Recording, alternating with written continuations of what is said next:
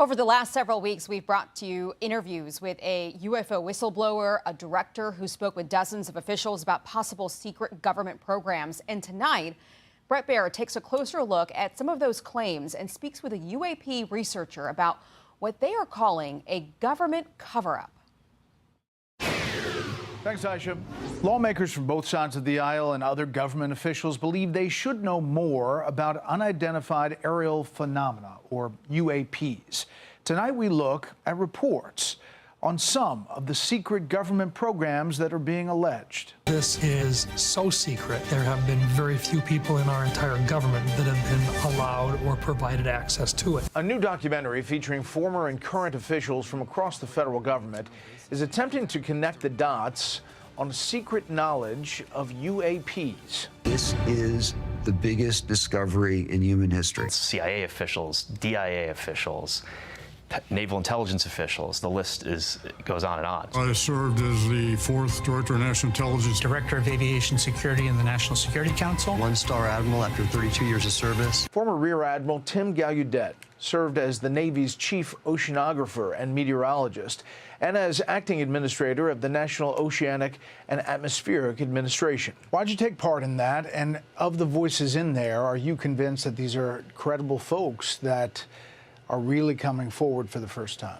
All those folks are credible, Brett. They're all colleagues of mine. I've worked with them for years. This is going to change the arc of human history. The fact that we're not alone in the universe and that higher order non-human intelligences are visiting us and interacting with us, whose intent we really are unsure of still. That's just mind-blowing. Not everyone is convinced by the film. The New York Times writes the claims are unprovable, and Variety calls it inconclusive. For us to be comfortable doing stories about it, we have to believe that these documents and these experts that we're talking to are telling us the right thing. How do you think the country, the world, will react when, if this happens, it's disclosed? You have a slow process of information coming out of government, mostly from Congress, from intelligence community officials who've retired.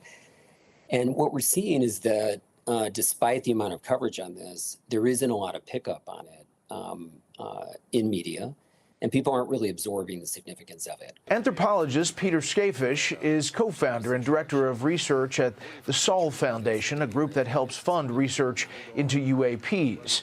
Skafish interviews and conducts field work with witnesses. I've had a lot of conversations with retired intelligence community people who have more or less verified this stuff to me directly. How many people know this? This has been an 8-decade cover-up.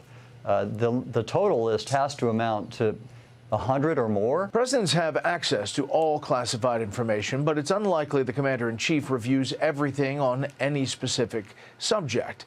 Officials estimate there are billions of classified documents in existence, and as many as 50 million classified records are added every year. Various presidents have been told, but many have not been told. Retired Colonel Carl Nell was the Army director for supporting the UAP task force. Why would a president not be told? There was a feeling that elected officials might not be sophisticated or intellectual enough to deal with that kind of complexity. The Sol Foundation alleges in a report the Eisenhower administration issued a directive giving UFO decision-making the same status as nuclear war powers. A man whom I trust from the Air Force has said that it was, as far as he knew, it was completely inaccurate to believe that they came from any outside or planet or otherwise.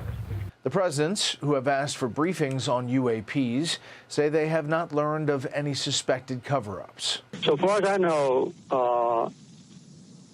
they're not hiding information. It's never been my thing, I have to be honest. I have never been a believer. Nell believes presidents could be uninformed because he says private companies oversee the programs. Eisenhower administration may have allowed this to slip out of elected official control into an unelected body that would manage these programs. You understand the skeptics, right? The people who say this is complete BS. This can't be true. You understand where they're coming from, that there's nothing to show besides the, these videos and the testimony.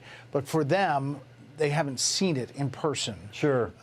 To confirm it. 100%, Brett. Yeah, we want that smoking gun. We want the evidence, the data. And I mean, the most I have knowledge of, though, that was convincing to me is I saw the classified videos that have since been declassified, taken by Navy F-18 aircraft. In 2015, Gallaudet was commanding personnel during a naval exercise off the East Coast when he received an email warning of near mid-air collisions. Attached was a video of the suspected threat. Wow, look at him fly. Gallaudet says the next day the email disappeared from his account. The Pentagon would eventually declassify the video more than 5 years later. The Navy is sitting on a trove of UAP video data that they're not releasing. That video and others prompted lawmakers to call for more transparency. Congress has requested reports from the Defense Department on sightings, and in each document, investigators found no links to extraterrestrial sources. We take all incursions into our operating spaces seriously. The All-Domain Anomaly Resolution Office is the government's current group looking into UAPs. Its findings have been consistent with past Pentagon investigations. To date, AARO has found no verifiable evidence for claims that the U.S. government or private companies have access to or have been reverse engineering extraterrestrial technology. Some former officials claim the U.S. government does have evidence. We learned that the U.S. government was involved in a long-running secret war with other nations to collect and reverse engineer vehicles not made by humans. Somewhere in this country, there are craft that are being held that have landed here or crashed here, and there are biologics, non-human bodies. That's correct. Someplace in this country? Someplace. In this program?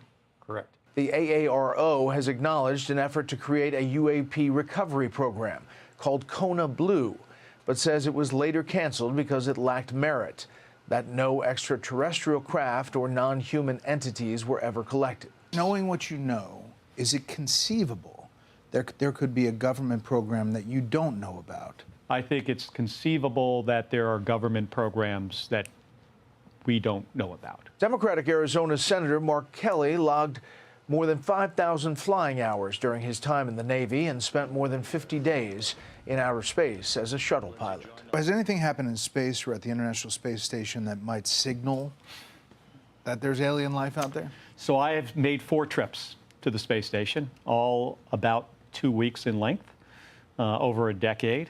And I have no personal experience with this. I have 54 days in space, which might sound like a lot.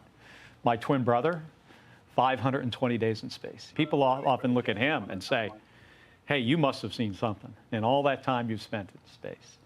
And the answer is the same as the answer for me. Haven't seen anything that indicates anything visiting, our planet. Obviously, there's a lot of interest in these stories. Some people call it crazy, but these reports are happening.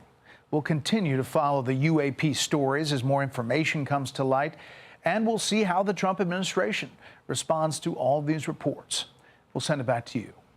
Thank you, Bret. Hey, Sean Hannity here. Hey, click here to subscribe to Fox News YouTube page and catch our hottest interviews and most compelling analysis. You will not get it anywhere else.